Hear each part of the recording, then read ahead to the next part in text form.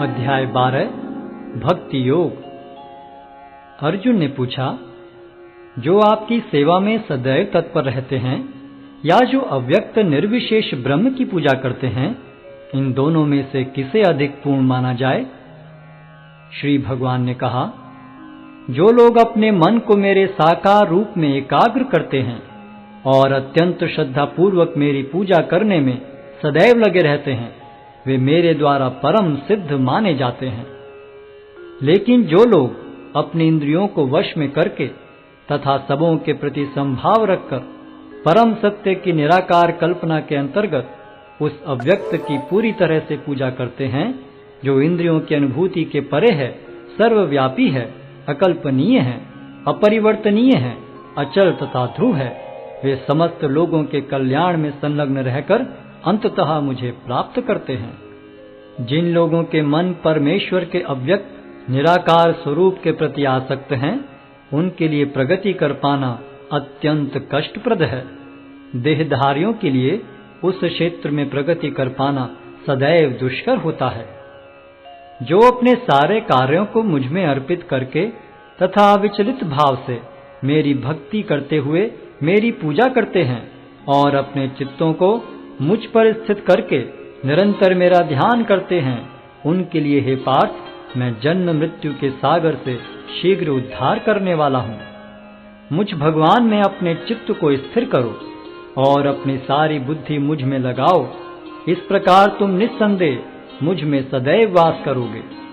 हे अर्जुन, हे धनंजय, यदि तुम अपने चित्त को विचल भाव से मुझ पर स्थिर नहीं कर सकते, तो तुम भक्ति योग के विधि विधानों का पालन करो।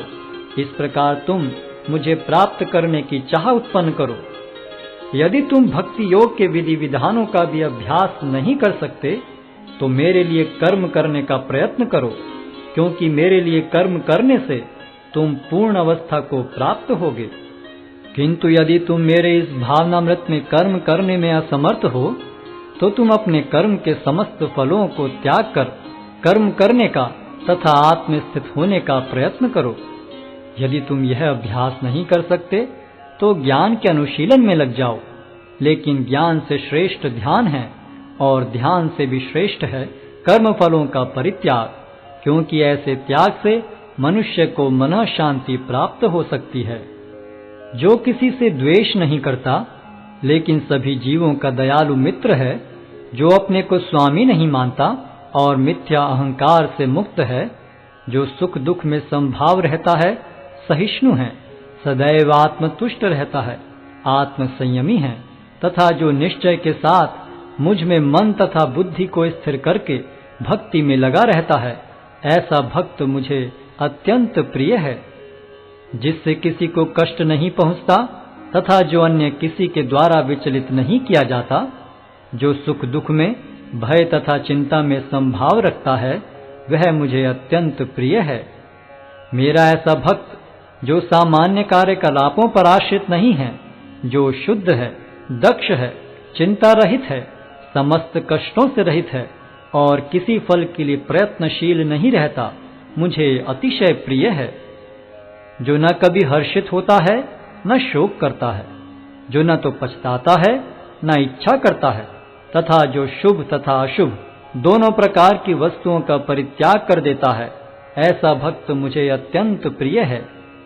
जो मित्रों तथा शत्रुओं के लिए समान है, जो मान तथा अपमान, शीत तथा गर्मी, सुख तथा दुख, यश तथा अपयश में संभाव रखता है, जो दूषित संगति से सदैव मुक्त रहता है, जो सदैव मौन और किसी भी वस्तु से संतुष्ट रहता है, जो किसी प्रकार के घर बार की परवाह नहीं करता, जो ज्ञान में दृढ़ है और जो भक्ति में संलग्न है, ऐसा पुरुष मुझे अत्यंत प्रिय है।